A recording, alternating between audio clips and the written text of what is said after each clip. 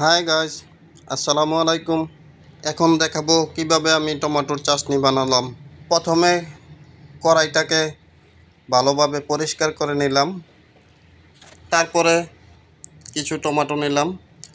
ছোট জাতের যেই স্পেশাল টমেটোটা আছে ওইটা নিলাম।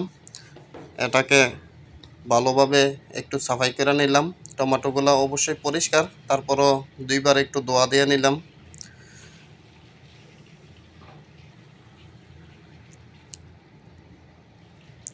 পরিষ্কার করা শেষ।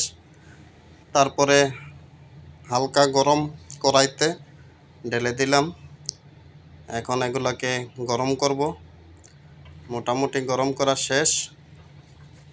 এগুলো হালকা কালো কালার হচ্ছে। আর একটু হবার জন্য চুলাতে রাখলাম।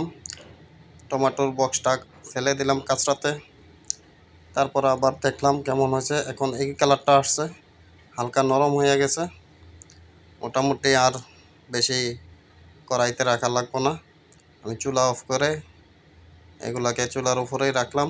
তারপরে পেঁয়াজ 3টা কাঁচামরিচ নিলাম, একটা পেঁয়াজ নিলাম।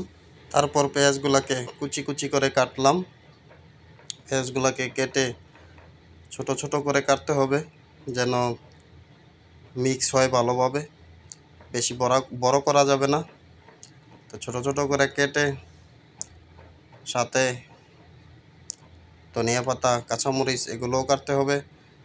তো আমি প্রথমে পেঁয়াজ কাটা শেষ করে কাঁচামরিচ 3 পিস কাটলাম। এই টমেটোগুলো খুবই ছোট। তারপরে কিছু ধনিয়া পাতা নিলাম, এগুলো দুটো করে এগুলোকে কাইটা এগুলো মিক্স করব একসাথে। আমার কাটাকাটি মোটামুটি শেষ সব কিছু। নিলাম সরিষার তেল, এখানে ধনিয়া পাতা, পেঁয়াজ, কাঁচামরিচ কেটে রাখলাম।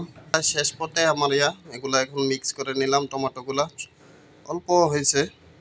সেম প্রসেসিংকে আপনারাও বানাতে পারেন, ঝটপটে হয়ে যাবে, বেশি টাইম লাগবে না। আমি একটু সল্ট, লবণ মিক্স করে নিলাম। এখন পেঁয়াজ কাটা কুচি কুচি করে রাখা সবগুলো দিয়ে দিলাম। তারপরে সরিষার তেল দেব। বাঙালি সরিষার তেল তো না দিলে চলবেই না, যদিও আরবিরা সরিষার তেল পছন্দ করে না। আরব দেশের মানুষ সরিষার তেল একদমই ব্যবহার করে না। ওরা জৈতুনের তেল, বিভিন্ন ধরনের তেল ব্যবহার করে। এখন মিক্স করে প্রায় শেষ পর্যায়ে আমার এই কার্যক্রম টমেটোর চাটনি বানানো। তো মোটামুটি শেষ। পাশাপাশি গরম ভাতও আমি ওইদিকে ঢেলে এইখানে গরম ভাত ডাইলা রাখছি। বানানিও শেষ। এভাবেই আপনারা ঝটপটে বাসাতে বানাইতে পারেন। ধন্যবাদ।